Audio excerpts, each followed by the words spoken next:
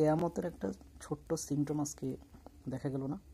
হজরত ইসরাফিল আলাইহিস সালাম যখন সিংহে ফুঁক দিবে তখন ঠিক এই ধরনের আবহাওয়ার মধ্যে একটা মানুষের দিক বেদিক হয়ে মানুষ ছোটাছুটি করবে, এটাই তো স্বাভাবিক। তো এটা প্রত্যেকটা মুসলমানের জন্য একটা শিক্ষার বিষয়। এই প্রাকৃতিক যে দুর্যোগটা, এটাকে মোকাবেলা করার জন্য রাষ্ট্রীয় উদ্যোগে অনেক কিছু করার আছে।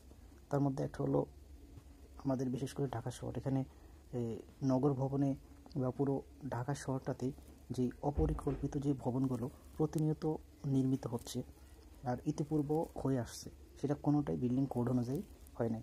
ম্যাক্সিমামই একটু জায়গা আছে, সেই জায়গাতে একটা বিল্ডিং তুলে ভাড়া দেওয়ার পরিকল্পনা থেকে উন্নত তোলা হয়েছে।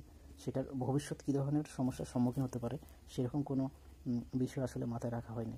তো এই জায়গায় সরকারিভাবে যেই রুলস হয়তো আছে, কিন্তু সেটা আসলে ফলো করার কোনো বাধ্যবাধকতাও নাই।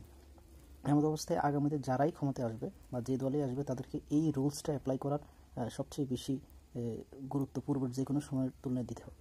যদি এই জায়গায় হাত না দেয়, তাহলে খুব শীঘ্রই আগামী কয়েক বছরের মধ্যে ঢাকা শহর বা পুরো বাংলাদেশে একটা ম্যাসাকার হইতে পারে, সম্ভাবনা খুব বেশি আছে।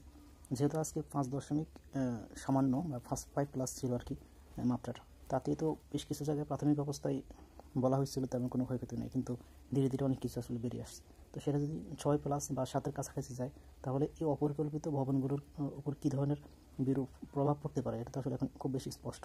তো এমতো অবস্থায় এখানে যে আগামীতে আসুক, তাকে এই জায়গায় অনেক বেশি একটা মাস্টার প্ল্যান নিয়ে কাজ করতে হবে, তাইলে হয়তো বা আগামীতে বড় ধরনের ঝুঁকি এড়ানো সম্ভব হবে।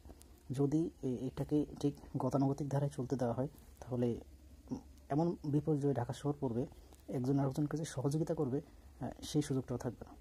তো বিষয়টা সকলের জন্য গুরুত্বপূর্ণ। ভালো থাকবেন। আসসালামু আলাইকুম।